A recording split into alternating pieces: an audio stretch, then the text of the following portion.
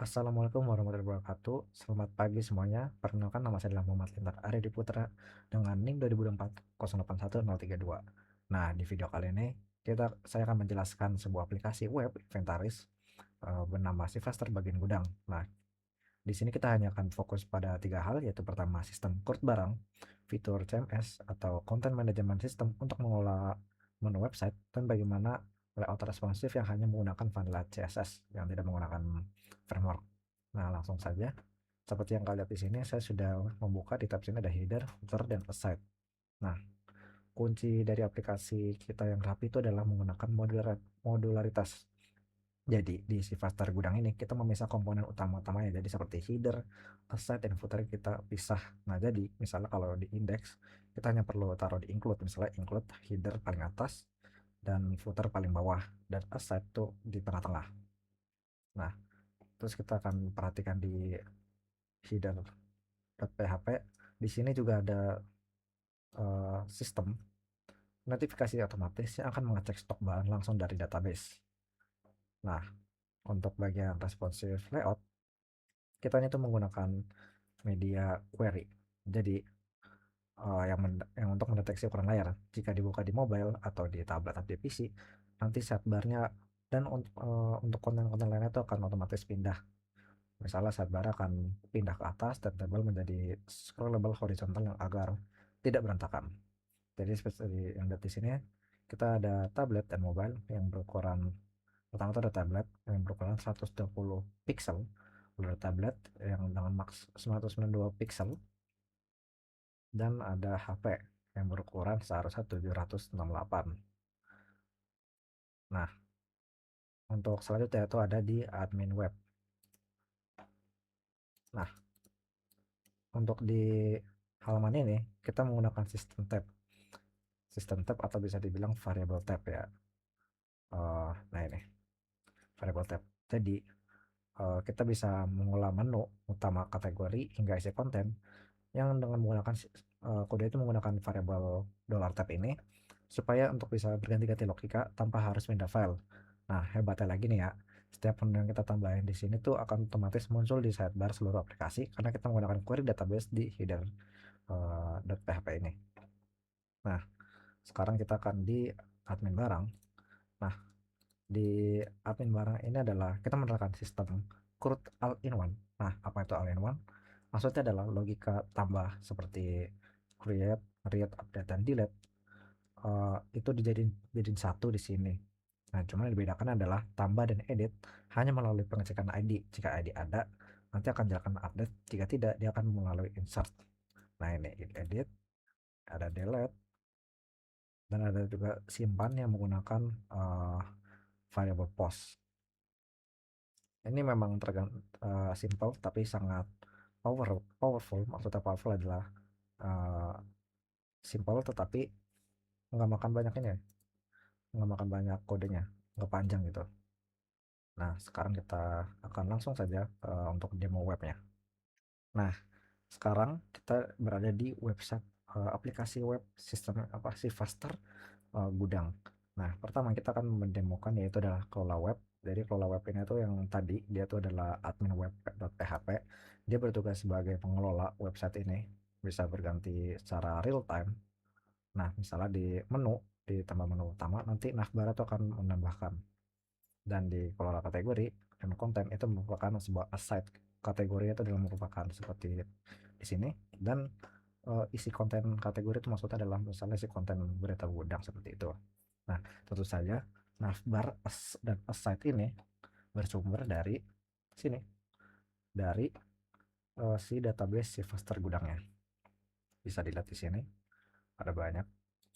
Nah, coba ya, kita demokan kelola webnya. Yang pertama di tambah menu, misalnya tambah menu itu ada WhatsApp.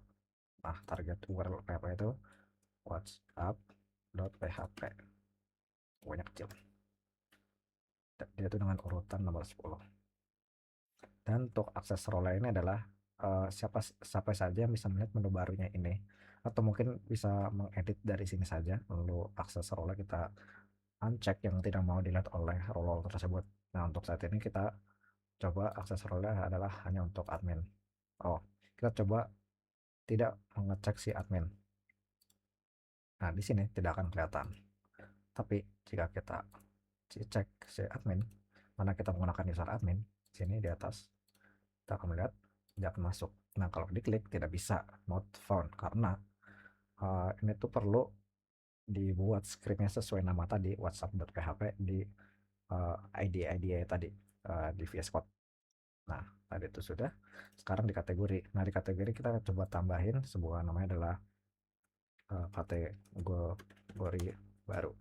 Nah, jika tadi bisa, nanti dia masuk sini. Belum ada konten karena kita belum mengisi sebuah berita-berita di konten barunya ini. Nah, untuk mengisi adalah melalui dari kelola isi konten.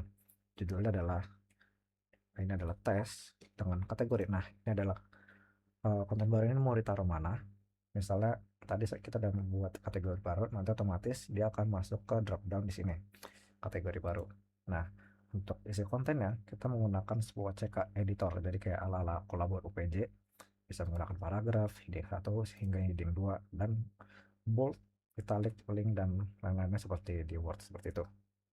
Nah, misalnya kita menggunakan ini baru gitu, kita simpan, kita lihat, kita bisa lihat nama adalah tes tanggal 1 oleh admin.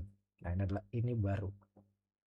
Dan tentu saja ini terdeteksi yang dibuat adalah oleh admin. Bisa kalau dibuat oleh role lain nanti akan sesuai dengan role-role tersebut.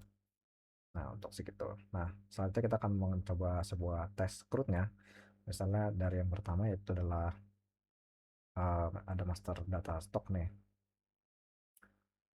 Kita akan membuat sebuah kode barang baru yaitu adalah B005. Misalnya ini apa ya? Misalnya ini pohon aja lah ya. Misalnya dengan di kategori dan ini adalah bahan baku lainnya dengan berat satuannya bisa piece, rim atau lain-lainnya. Misalnya di sini adalah 10 kilo. Pohon apa yang beratnya 10 kilo? Jangan stok awalnya adalah 10. Nah, lokasi raknya adalah di rak P1 artinya pohon. Setelah kita sekarang mau transaksi keluar, kita pilih barang, misalnya tadi pohon ref 001 dengan quantity 5. Kita kirim barang request dan terima.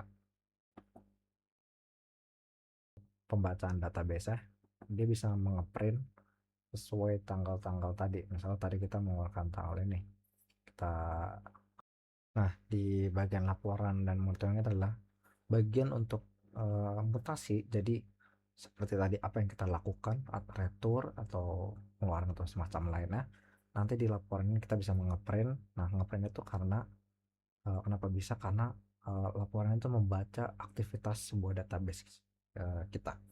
Nah, seperti tadi ini tanggal sekarang dia tipe keluar dan barangnya itu pohon.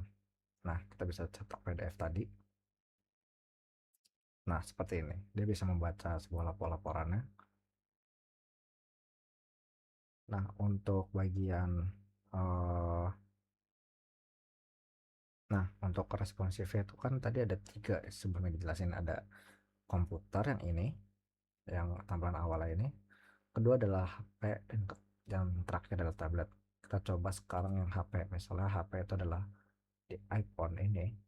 Kita bisa lihat menu-menu itu menjadi di atas, tengah-tengah itu konten, bawah aside dan paling bawah itu footer.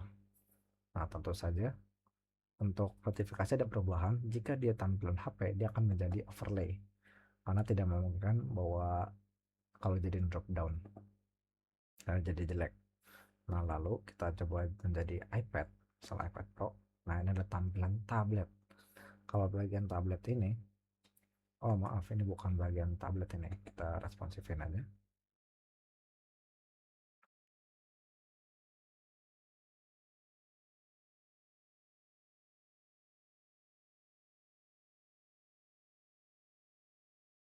Nah, ini adalah bagian ukuran tablet.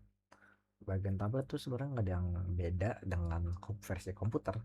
Yang hanya membedakan adalah di bagian bawah, yaitu aside sekarang di bawah, seperti itu. Untuk bagian lockupnya juga sama, ini adalah versi tablet, dan ini HP, dan ini komputer.